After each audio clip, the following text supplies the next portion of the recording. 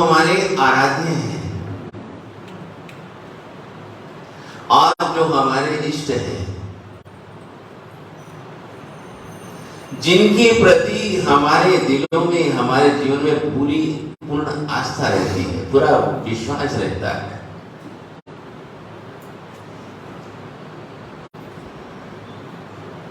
जब कभी भी हम लोग उनके जीवन चरित्र को पढ़ते हैं, बहुत सी बातें हमारे सामने आ जाती हैं।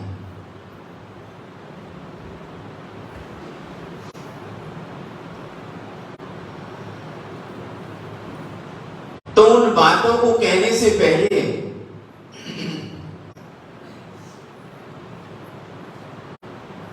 दो लाइनें हैं, बड़ी प्यारी हैं। मन मंदिर के देव मुनीश्वर, मन मंदिर के देव मुनीश्वर, हम सबका उद्धार करो।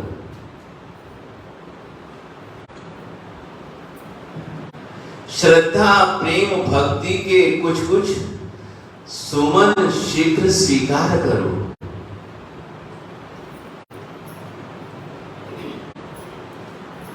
हम भगवान के श्री चरणों में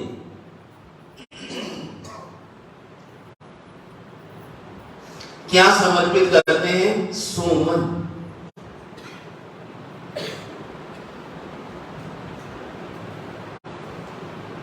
हम अपना भगवान के श्री चरणों में हम अपना अच्छा मन समर्पित नहीं करते,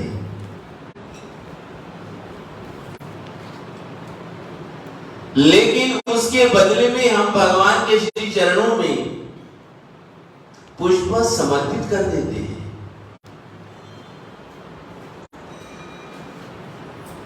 लेकिन हमारे कोशकारों ने इसके लिए कितना सुंदर शब्द रखा है।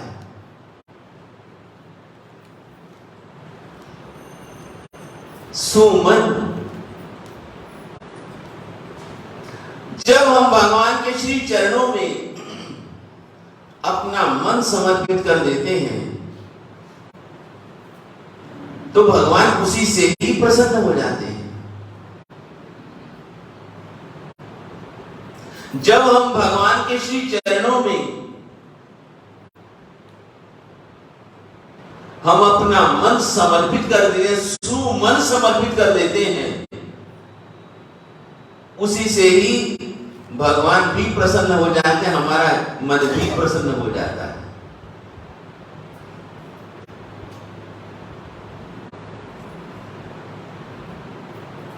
कार्यक्रम समाप्ति के समय हम बात यही दोहराते रहते हैं, मनः प्रसन्नता में थी।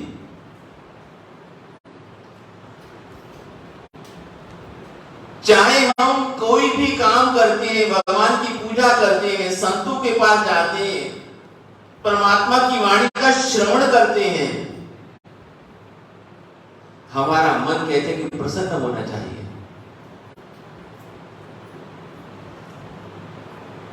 भावों से भरा हुआ होना चाहिए। यदि हमारा मन भावों से भरा हुआ नहीं होगा, तो शायद वह क्रिया हमारी फलवती नहीं होगी।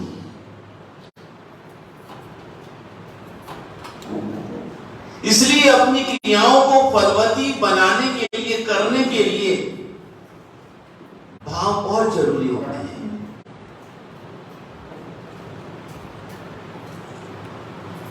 लेकिन हम दोनों ही पक्षों से देखें तो बहुत अच्छा लगता है।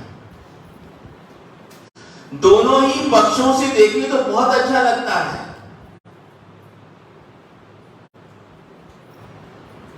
भगवान ने न जाने कितने कितने उपसर्ग सहन किए, भगवान ने न जाने कितने कितने कष्ट सहन किए,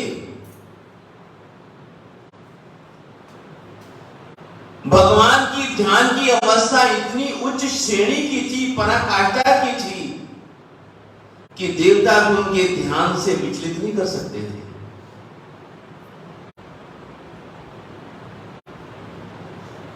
इतना अच्छा है कि हमारा मनोबल इतना मजबूत नहीं, इसलिए देवता परीक्षा करने के लिए नहीं आते। जो हमारा जीवन ऐसा है, हमारी श्रद्धा ऐसी, हमारा विश्वास ऐसा है। यदि उन जैसा विश्वास हो, भरोसा हो, तो शायद इंद्र सभा में भी हमारी प्रशंसा हो और कोई ना कोई देवता आकर के हमारी परीक्षा लेने के लिए तत्पर हो जाए। नहीं आते तो अच्छा है, जितनी है कम से कम उससे हम अपनी आराधना तो कर सकते हैं।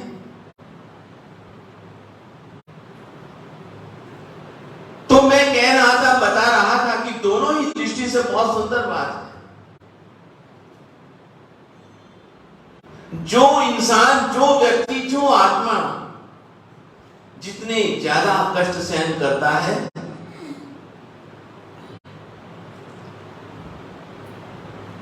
उसी की ही पूजा होती है।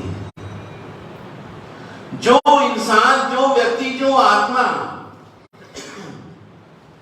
जितने ज्यादा कष्ट सहन करता है, चाहे वह मनुष्यों के हो, चाहे वह देवताओं के हो। हम भगवान के लिए बड़ी सुंदर प्रार्थना करते हैं। हम भगवान के लिए,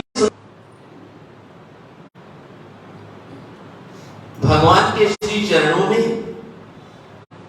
कमठ भी आता है, वह उनको कष्ट देता है, और इंद्र भी आता है, वह उनके चरणों की पूजा करता है। इंद्र भी आता है, वह उनके चरणों की पूजा करता है, और कमठ आता है, वह उन्हें उपसर्ग करता है।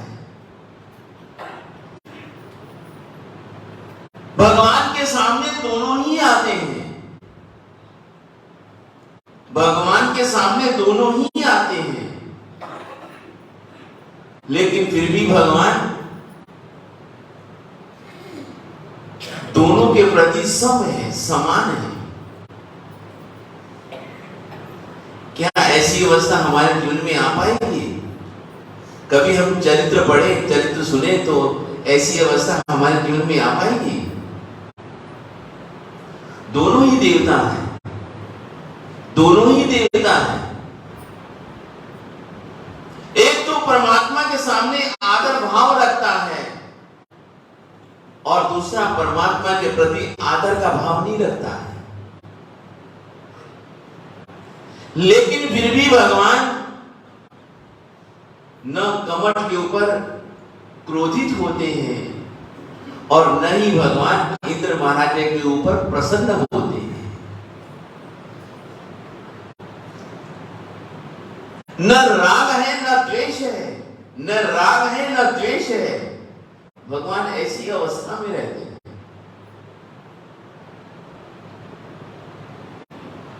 लेकिन एक छोटी सी बात और गौर फरमाइएगा कि देखो, छोटे छोटे जीव जंतुओं में भी भगवान की प्रतिमा की तरफ ध्यान लगा के देखना, छोटे छोटे जीव जंतु भी कितने कृतज्ञ भाव से जुड़े रहते हैं।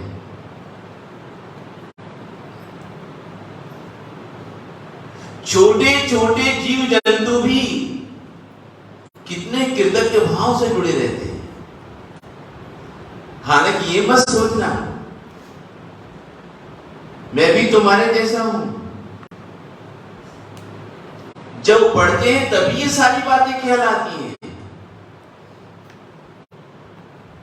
जब स्वाध्याय करते हैं तभी ये सारी बातें ख्याल आती हैं, जब चिंतन करते हैं तभी ये सारी बातें ख्याल आती हैं। हमारे प्रभु ने सेवक के मुख से लकड़ी को अग्नि में से निकाला और उसे चीरा, उसमें नाग देवता जलते हुए बाहर आए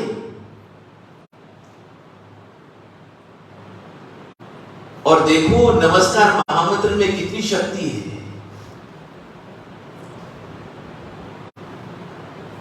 कितना प्रभाव है, कितना चमत्कार है। भगवान ने अपने मुख से नहीं, सेवक के मुख से सुनवाया। भगवान पास में खड़े हुए हैं और सेवक उसको नमस्कार महामंत्र सुना रहा है।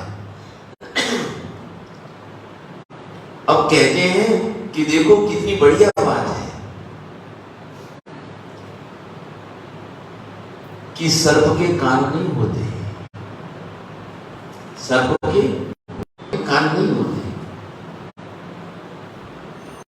जो ध्वनि, जो शब्द, जो मंत्र जो गूंजता है उसी से ही उसे एहसास होने लगता है।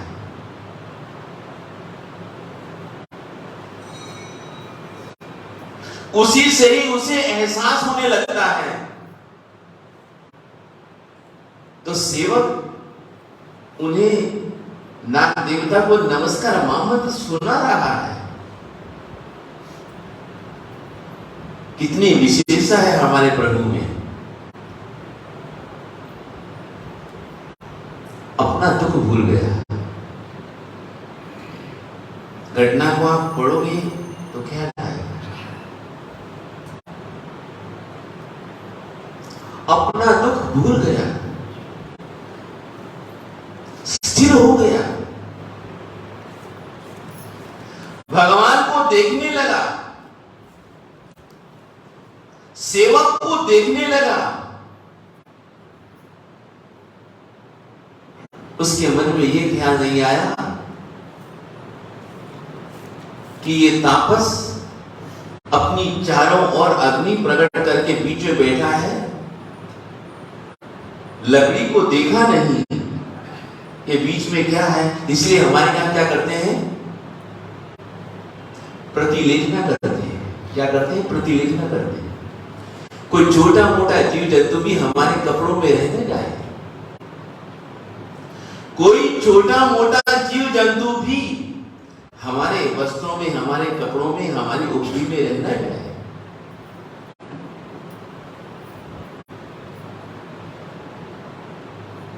वही सर्प नमस्कार महामंत्र के श्रवण से, प्रभाव से त्रियंच गति से मुक्त हो गया।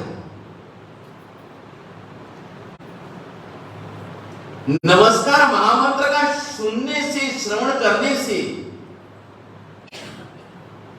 वह जो नाग देवता था त्रियंच गति से मुक्त हो गया। कितना प्रभाव। मेरा माता जी, नहीं तो वह मुक्त नहीं हो सकता था, नहीं तो वह मुक्त नहीं हो सकता था।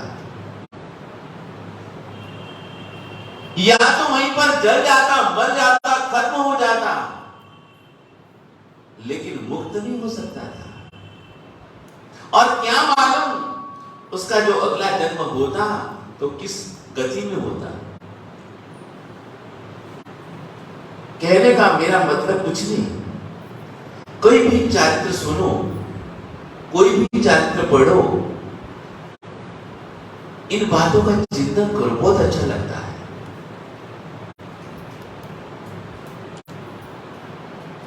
और उसके ही प्रभाव से वह धरणेंद्र बना। कितनी छोटी सी घटना है, कितनी छोटी सी घटना और कितनी मार्मिक है।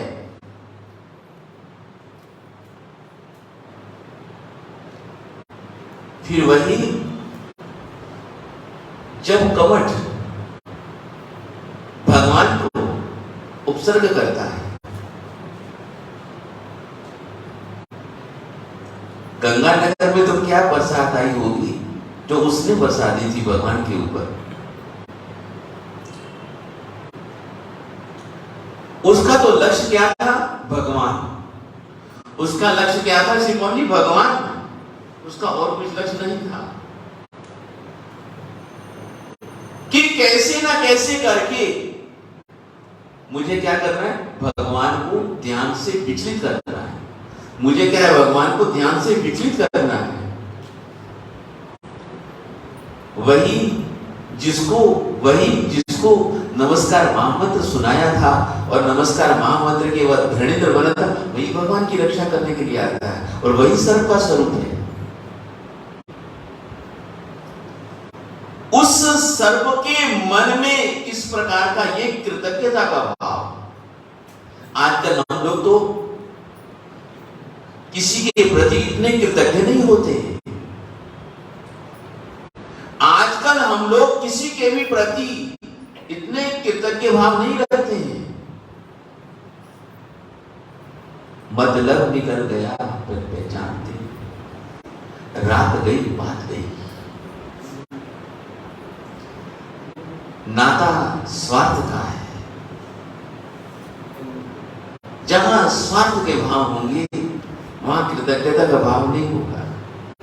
देखा भगवान के श्री चक्र के ऊपर मां पद्मावती और उसके ऊपर फण किए हुए भगवान की सुरक्षा।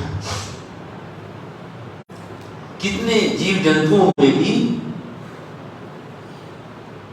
परमात्मा के प्रति वह भी सोचता है कि मैं तो सर्प था, मैं तो त्रियंच गति में था, चौरिंद्रिय जीव था, लेकिन भगवान की ऐसी कृपा हुई, ऐसी मेहरबानी हो गई,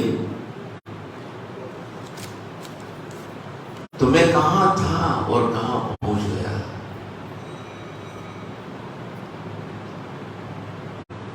ये बात जो हम सोचते हैं, विचार करते हैं, शायद ही आपको श्री पवन जी उस पुस्तक में मिलेगी, लेकिन सोचना पड़ता है। ऐसे हमारे भगवान हैं, ऐसे भगवान की हम छत्र छाया में रहते हैं, ऐसे भगवान का हम लोग दर्शन करते हैं, ऐसे भगवान की छाया तले हम लोग फल फूल रहे हैं। ऐसे हमारे भगवान हैं।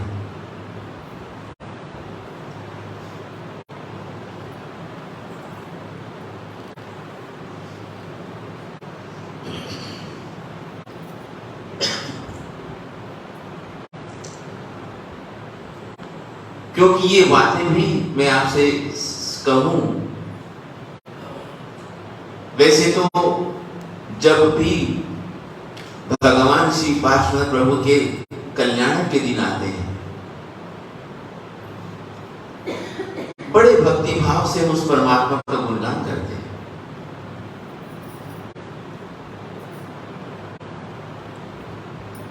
और भगवान की इतनी असीम कृपा है, भगवान के ऐसे मंत्र हैं, भगवान के ऐसे स्तोत्र पाठ हैं जो हमारे कभी आप शब्दों की तरफ ध्यान दें तो पता लगेगा, कभी आप शब्दों की तरफ ध्यान दें तो पता लगेगा।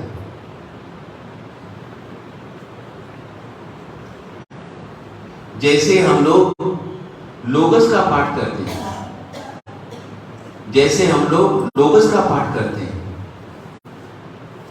कितनी सुंदर बात कही है। जैसे हम लोग वसकरम का पाठ करते हैं,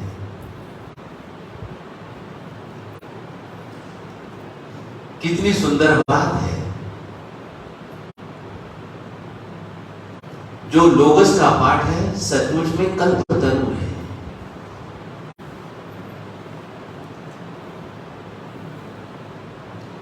हमारे भगवान कल्पतरु है, हमारे भगवान कल्पवृक्ष के समान है। बस एक बात याद रखना, जितनी हमारी श्रद्धा होगी हमको उतना ही फल मिलेगा। एक बात। दूसरी बात, जितना हमारा बर्तन होगा वस्तु उसमें उतनी ही आएगी। जितना हमारा बर्तन होगा उसमें उतनी ही वस्तु आएगी, उससे ज्यादा नहीं आ सकती।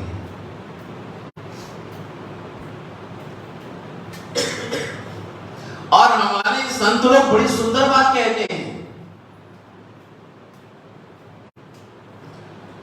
कभी आपने देखा कि पानी का क्या वजन होता है?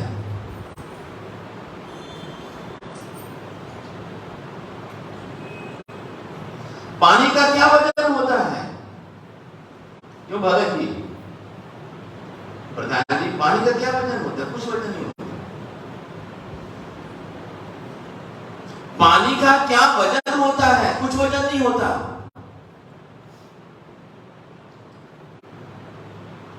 लेकिन पानी का वजन कब होता है? पानी का वजन कब होता है? जब हम उसे किसी बर्तन में डाल लेते हैं, फिर उठाओ तो पता लगता है कि इसमें कितना वजन है। क्यों होता है? हमारे यहां भी या आपके यहां भी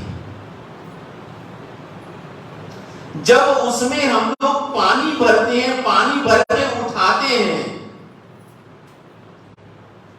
या बाल्टी हो या कोई लोटा हो या कोई मग हो, कुछ भी हो, या कोई और कुछ बर्तन हो, जब हम उसे उठाते हैं ना पवन जी, फिर पता लगता है कि पानी में भी वजन है। और वैसे देखो तो पानी में क्या वजन है? कुछ वजन नहीं है।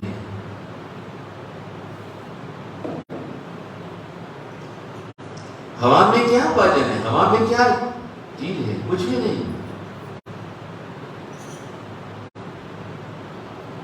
लेकिन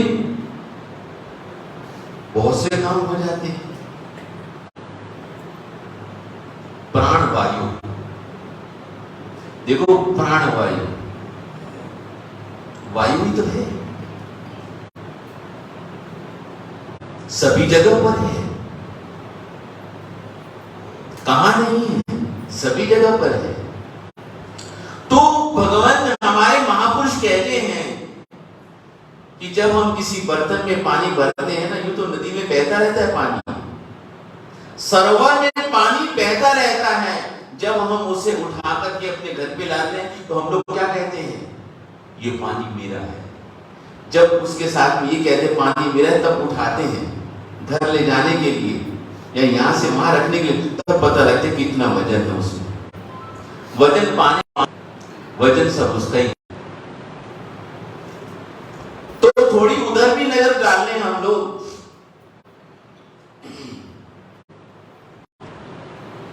पता नहीं भगवान ने उनको क्या सामर्थ्य दिया है, क्या बुद्धि दी है। कई बार उनके मुंह से ऐसी बात निकल जाती है जो बड़े आश्चर्यचकित कर देती है, जो बड़े ही आश्चर्यचकित कर देती है। तो एक छोटी सी घटना है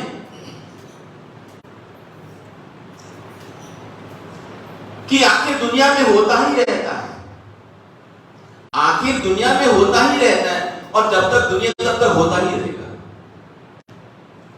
जब तक दुनिया तब तक होता ही रहेगा।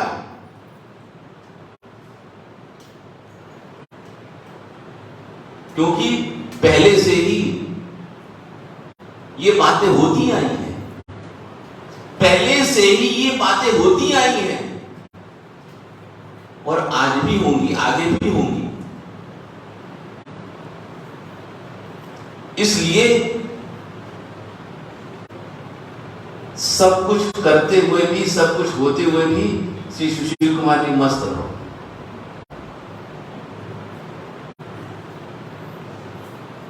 दो भाइयों के बीच में संपत्ति को लेकर के बंटवारा होने वाला था, हो गया। दो भाइयों के, लेकिन एक ही बात को लेकर के विवाद खड़ा हो जाता है कि मुझे उससे कम मिला।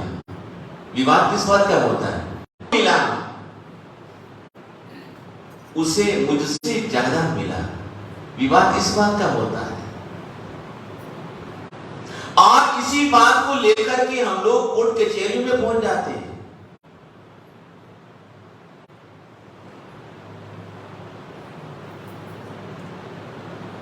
वहां देने लेने के लिए हम लोग इतने झगड़ते हैं, इतना विवाद करते हैं, पूछो नहीं बात।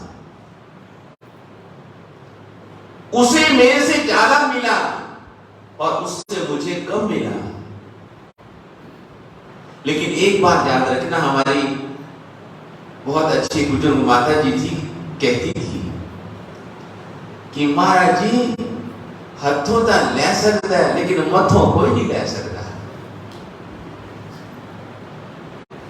हमारे हाथ से तो कोई छीन करके भी ले जाएगा,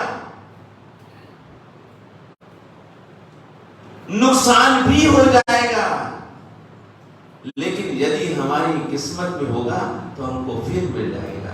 तो माता जी बहुत बड़ी बात कहते थे, महाराज जी हथों तक फिर भी कोई खोके ले जाऊंगा लेकिन ऐथों कोई नहीं ले जा सकता। तो बंटवारा हो जाने के बाद मां कोर्ट के कचहरी में चली, सब कुछ हुआ, सब कुछ हुआ, सब कुछ हुआ, होने वाली था। तो एक दिन क्या हुआ कि उनके दो बेटे थे, छोटे छोटे थे, उनके दो बेटे थे, छोटे छोटे थे। दोपहर का समय था, दोपहर का समय था। दोनों ही बच्चे एक ही थाली में अलग अलग प्लेट कटोरियां रख करके खाना खा रहे थे।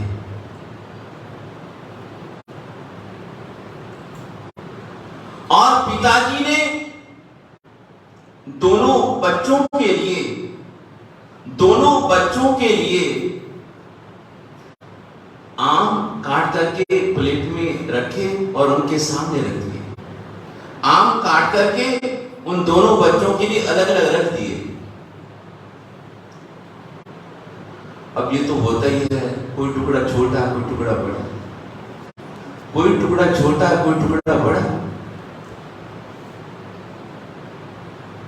आम मीठा था, मधुरम मधुरम था।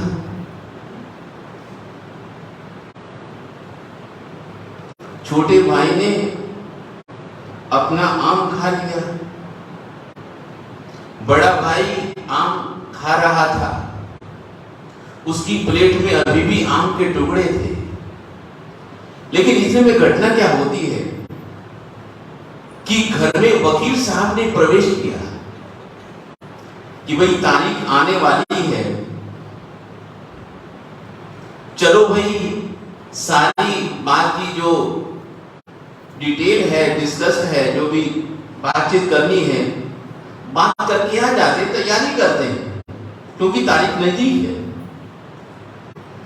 और जैसे ही वकील साहब घर में आए,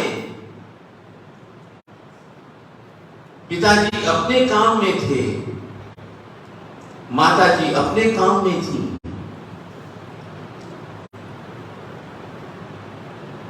वकील साहब ने देखा कि दोनों ही भाई खाना खा रहे हैं, आम खा रहे हैं, लेकिन छोटे भाई ने बड़े भाई की प्लेट में हाथ मारा आम लेने के लिए,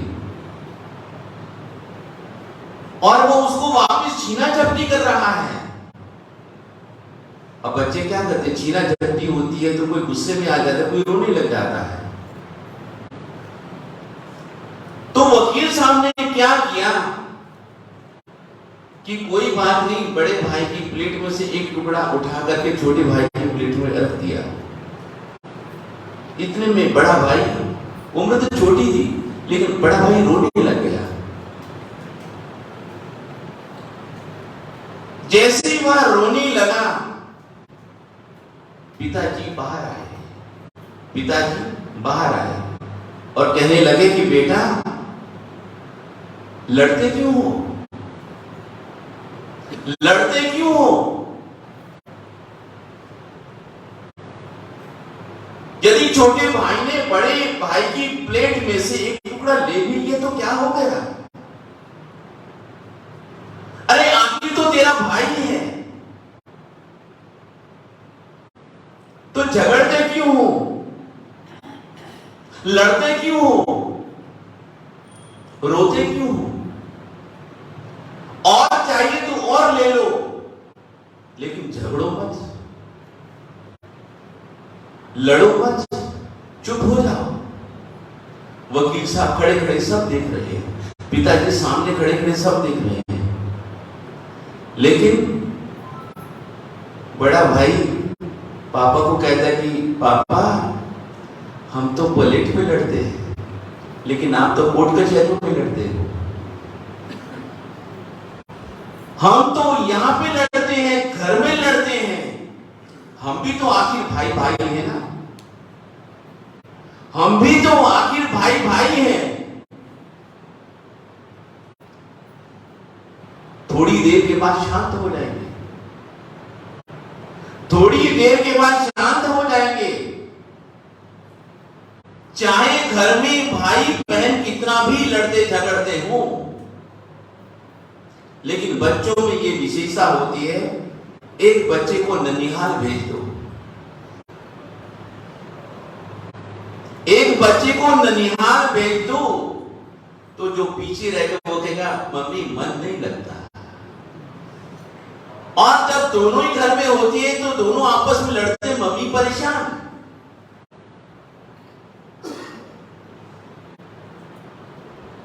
उसके बिना उसका दिल नहीं लगता, उसके बिना उसका दिल नहीं लगता। ये बच्चों की खासियत होती है, विशेषता होती है। उनका मन इतना सरल होता है, उनका मन इतना रिजु होता है। लेकिन महापुरुष कहते हैं इसमें भी एक विशेषता है। छोटे जब झगड़ते हैं, बड़े जब झगड़ते हैं, उसमें दोनों में बड़ा अंतर है। छोटे जब झगड़ेंगे तो आपस में फिर भी मिल जाएंगे, बड़े जब झगड़ेंगे तो आपस में मिलेंगे नहीं।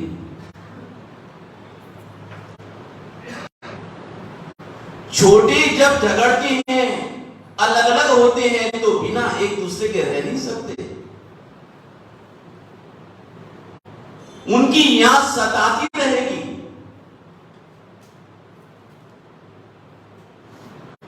उनका मन नहीं लगता है। और जब बड़े झगड़ते हैं तो कभी मिलना बड़ा मुश्किल काम हो जाता है। सब कुछ बर्बाद हो जाने के बाद में भी उनके विवाद, उनके झगड़े समाप्त नहीं होते हैं।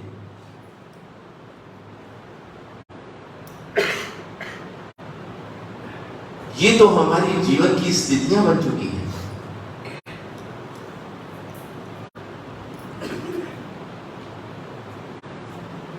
फिर उसके लिए यही तो कहती, तो घर घर की कहानी है। क्या कहते श्री बाबा जी, ये तो घर घर की कहानी है। लेकिन एक बात हमेशा याद रखना कि हाथ में से तो कोई घोष करके भी ले जाएगा, लेकिन हमारे नसीब में होगा, हमको फिर मिल जाएगा।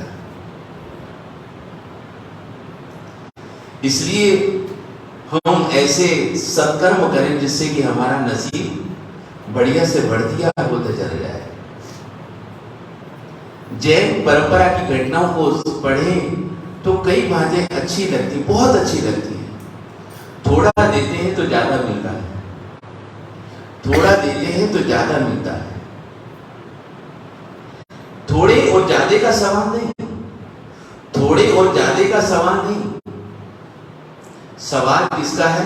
भावना का सवाल है। भावना से हम थोड़ा भी देते हैं, थोड़ा भी करते हैं, तो हमको बहुत सारा फल मिल जाता है। खेत में एक दाना बीज का बोएंगे, एक पौधा उत्पन्न होगा, उसमें एक बीज नहीं होगा, उसमें एक फल नहीं होगा। आपने तो आम की गुठली एक बोई है, कितने सालों तक हम लोग आम खाते रहते हैं। एक दाना बोते हैं तो हमें एक मुट्ठी धान मिलता है। जब हम मुट्ठी भर के धान बोते हैं तो हमको न जाने कितना ही धान मिल जाता है। और जब हम लोग बोरी भर के अपने खेत में डाल देते हैं तो कितनी बोरियां आ जाती हैं। इसलिए जो भी है इनसे हमें ये शिक्षा, प्रेरणा या बात सीखने को मिलती है कि थोड़ा करो लेकिन दिल से करो, थोड़ा करो और भाव से करो, तो आपको बहुत ज्यादा उसका फल मिलेगा। तो बहुत सी बातें हो गई, फिर वापस हम लोग कोई ना कोई कारण होगा, कोई ना कोई कारण होगा, कोई ना कोई कारण होगा। हम कारण को ढूंढ नहीं पाते हैं, हम कारण को ढूंढ नहीं पाते हैं। लेकिन कोई भी कारण हो, चलो किसी भी चीज के पीछे कोई ना कोई निमित्त तो होता है। चलो वह भी समय आए, वह भी पल आए, हम भी इन सब बातों को जाने, समझे, चिंतन और मनन करें। तो कुछ बातें एक याद रखिएगा कि कितना हमने सुना, कितना हमने सुना, कितना हमने सुना, और भगत जी कितना हमको याद रहा। कितना हमने सुना और कितना हमको याद रहा, और कितनी बात के ऊपर हम लोगों ने उस बात को चिंतन और मनन किया,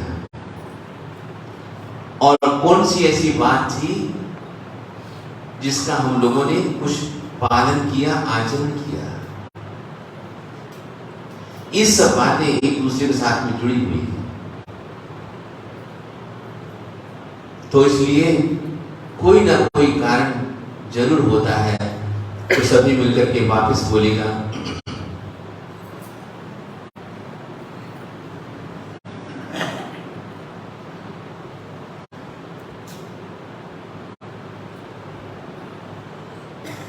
पहले बनती है तकदीरें, फिर बनते हैं शरीर। पहले बनती है तकदीरें, फिर बनते हैं शरीर। पहले बनती है तकदीरें, फिर बनते हैं शरीर। पहले सभी बोलिएगा, है तकदीरें फिर बनते हैं शरीर। ये तो प्रभु की कारीगरी है, तू क्यों हो गंभीर। अरे कोई कारण होगा, कोई कारण होगा। एक झोली में फूल भरे हैं, एक झोली में कांटे रे। कोई कारण होगा, कोई कारण होगा। एक झोली में फूल भरे हैं, एक झोली में कांटे रे। कोई कारण होगा, कोई कारण होगा। तेरे बस में कुछ भी नहीं, ये तो बांटने वाला बांटे रे। कोई कारण होगा, कोई कारण होगा। पहले बनती है तकदीरें, फिर बनते हैं शरीर। पहले बनती